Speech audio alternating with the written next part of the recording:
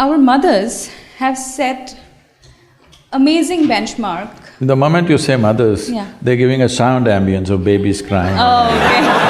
Perfect. That's the halo effect, I think.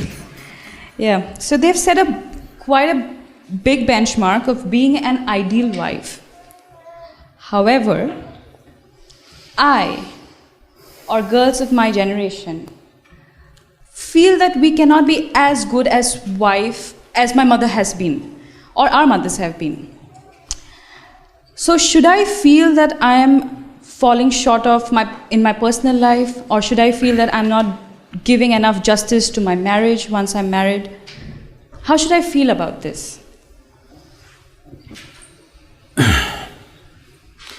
You know, our center in the United States is in Tennessee. Tennessee is a little one kind of state, okay.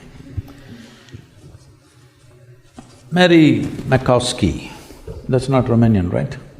No. Mary Makowski got married.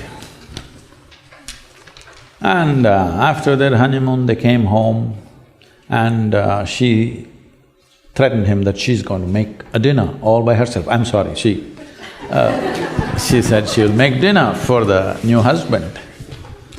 And husband came home from work and she served the dinner and he put it in his mouth and slowly he was chewing on it and went into profound thought. Then she was very excited about this dinner and she said, there are only two things my mother taught me how to cook, the meatloaf and the apple pie. Then he looked at her and said, darling, which one is this? So, your mother, your grandmother, how they made good wives? Largely it was believed the way to a man's heart is through his stomach.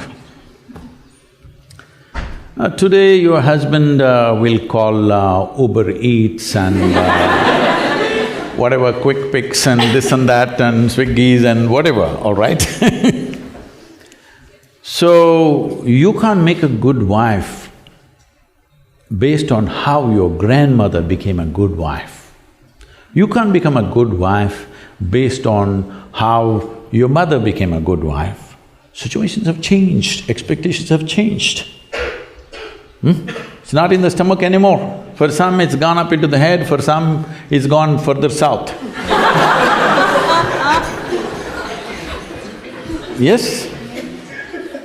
So, you don't do that. Essentially, what a husband and wife means is, because you're not geared, most people are not geared, very few people in this world are geared to make this journey of life all by themselves. They're organized enough within themselves totally.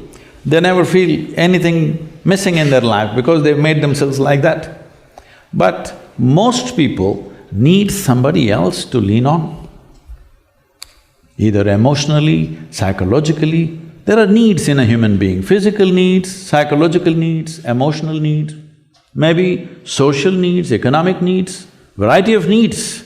To fulfill these needs, you want to find one person that you can depend on. Because it's very difficult even to find one person with whom you can share everything that you have, your body, mind, emotion and works. So this is the idea.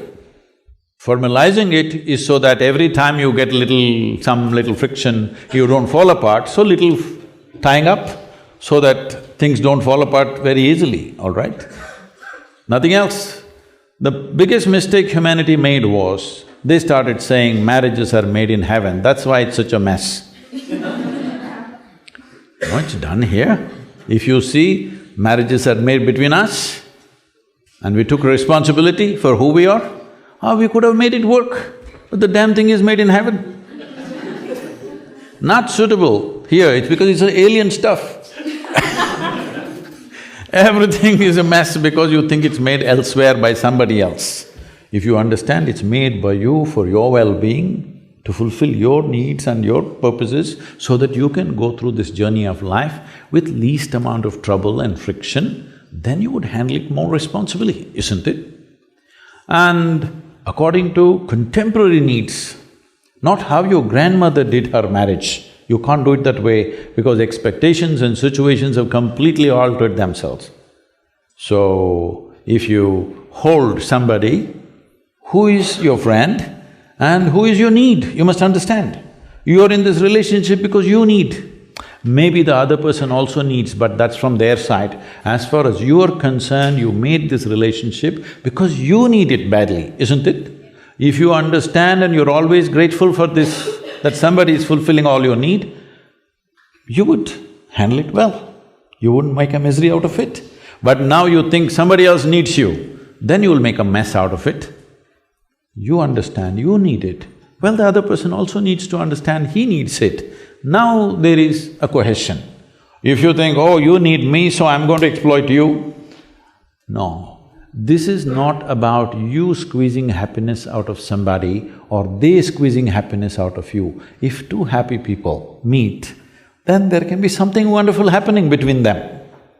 But you are a misery and you think somebody else should be the source of your happiness, well, it'll multiply.